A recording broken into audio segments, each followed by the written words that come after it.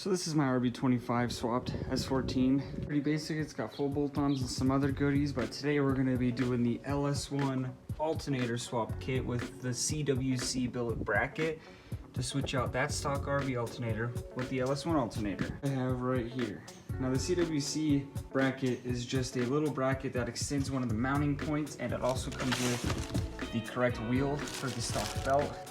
But the plugs are the same and everything's the same other than those two things from the stock alternator to this alternator. The reason the most common alternator swap for these RB engines is the LS1 is because one, it's cheap. An alternator is just about $100 if it ever goes bad, instead of like a $500 high output alternator for an RB that fits stock placement. And also the stock RB alternators only push 90 amps, which when you're running, you know, dual E fans, I have a bigger fuel system in this. The 90 amps can't really run the car too well. It can't push enough power, causing other issues, which is what I'm running into. So that's why we're doing the LS1 alternator swap. So we'll be walking whoever else wants to do this through that. First, I disconnected the negative terminal off the battery so you don't electrocute the crap out of yourself. I've made that mistake before. And then it's gonna be different for some people because this car, being a swapped car, I have an aftermarket wiring harness on it, so the wiring is gonna be just a tad different. But I removed, see if I can show you right there. I removed the wires right there, off of that right there where that little stud is. And then you gotta take a plug off that's in there, and then that's what I'm working on so far. So we've got the tensioner bracket right there, which looks like to be 12 millimeters, and then we've got, see if I can get a good angle, that one bolt that's on the bottom of the alternator down there. So we're gonna do the tensioner bracket first to get the belt off, and then go from there. Now you can see just with that one bolt out, we got all the play in the world on this thing to get the belt off. So we just gotta get that one last bolt on the bottom off, and hopefully we can find a way to drop it out without having to take coolant hoses off or anything. I'm hoping we can fit it out the bottom. My oil cooler lines feed kind of underneath where the alternator sits. I don't know if you can see those right there. So I'm hoping we can somehow snake the alternator out from underneath the car so we don't have to take too much more off. Ended up removing one of the intake side intercooler pipes because it was just not enough room to get a hand in here because it runs right in front of here, as you saw. So we removed that. Now we got all the room in the world to get this freaking alternator out, hopefully. So we got that bolt out. It was a 14 millimeter and it barely came out without having to take the radiator out. I was about to get real mad if I had to take the radiator out. But so all the bolts are off. It's just literally being held on by the belt right now. So we're gonna try and see if we can shimmy this thing out of here somehow. All right, so I actually missed one of the wires. Sorry, I actually missed that wire. Looks like it's probably an 8 millimeter, so I gotta pull that off, and it looks like I might be able to shimmy this out pretty easy. Look how close I got. It's the thermostat housing's in the way.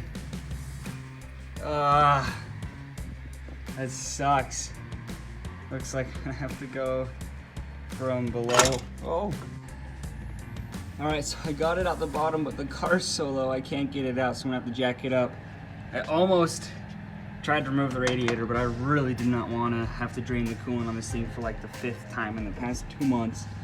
So I'm gonna jack the car up and get it out from under there. I have no idea how I'm gonna get that LS alternator in here, but we're gonna find out. All right.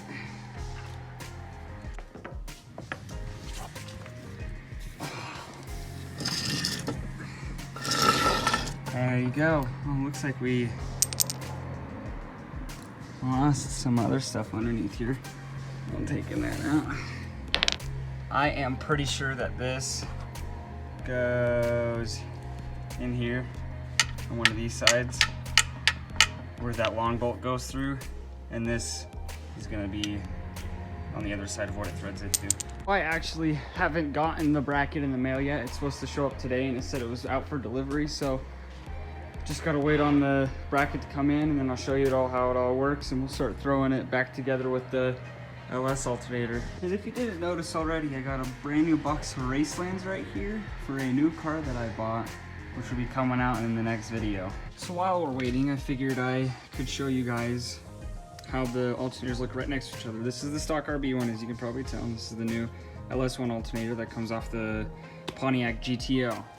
They have the exact same plug, which is why everyone does this on these RB motors, because this doubles the amperage without changing any wiring. You know, you just plug it in, you have the same mounting point. I can even swap this one over to this if I still want that 90-degree elbow.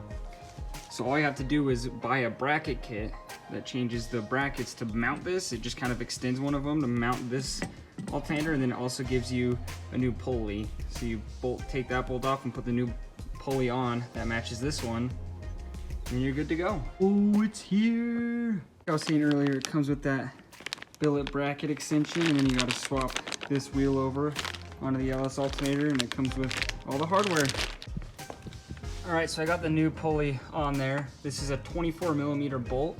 Just so you know, you can see I grooved it up by trying to use pliers to get it off, but you have to use an impact. I cannot find a way to get this off without using an impact.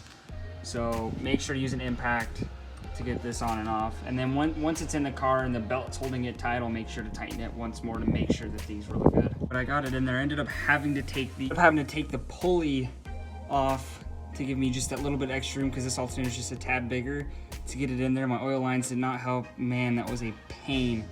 We're gonna try and get it up close to where it's gonna be and start looking at how the hardware goes. So first, you're gonna take the longer bolt. This is gonna be used as the bottom bolt, and you're gonna use the OEM little nut thing that goes on the back.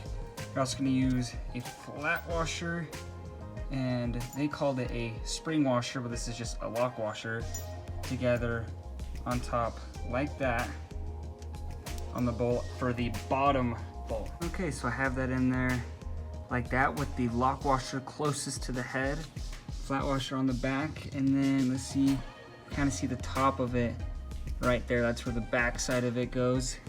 So we have that barely threaded in, and we're gonna swing it up and get it on the tensioner. If you've ever watched any of my videos, you know that no matter what I do, as easy as the project is, it never works. I have followed the instructions perfectly on this. I have watched countless videos on even how to do this, and for some reason my belt isn't even close to fitting. Watch. That isn't even close, and trust me, that's all the way up. That's all the way down. It's not even close to fitting. Every single video online, everyone's just pops right on. I have the worst luck with trying to do things with cars, so I'm gonna have to try and find, if you're doing this, yours is probably just gonna fit right on, but mine's not going to, so I'm gonna go and try and find a longer belt. All right, so I got that belt on. We ended up having to take the other two belts off, which is pretty self-explanatory. The belt I ended up getting, if you're under the same problem as this one, it's a 897mm one. Fits pretty dang perfect. Still gotta tighten everything up. Just a heads up, you use the OEM stock belt tensioner hardware, and then the shorter bolt goes through the back of the alternator into the front of the CWC bracket, which sits like that. You have the bottom bolt already done and the pulley already done.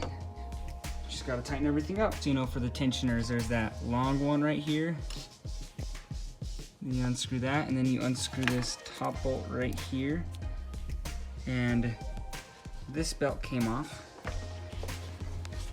And then for the other belt, you unscrew that idler pulley with that bottom bolt, and the other belt will come off, and that's how you can get to the inside belt on the alternator. We have all the belts on, everything's tight. I had a little problem with my tensioner, but the belt's still tight, so we're good. Everything's reconnected and plugged back up to the alternator. So we're gonna do a test start without the intake side of the intercooler piping all connected, just to make sure that nothing happens with the belts or anything before we put the pipe on and block all that off for us. Keep in mind, without the intake side on, the car's gonna run like crap. We're just gonna make sure, maybe try and get a couple revolutions through it and make sure it all works fine.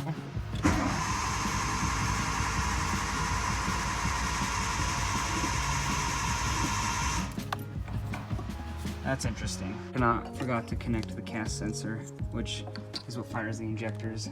So, oopsies. And I'm also gonna put the intake on with the MAF. Okay, round 2. Let's see. That's a dog.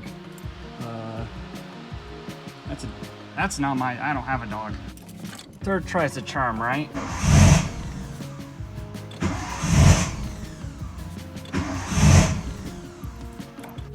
Let's see, that's enough just to double check things. Oh, looks like we might have, I'll double check those. Belts all feel tight. Everything still feels good, so we're gonna put everything together. That's what we needed! This thing sounds so much cleaner!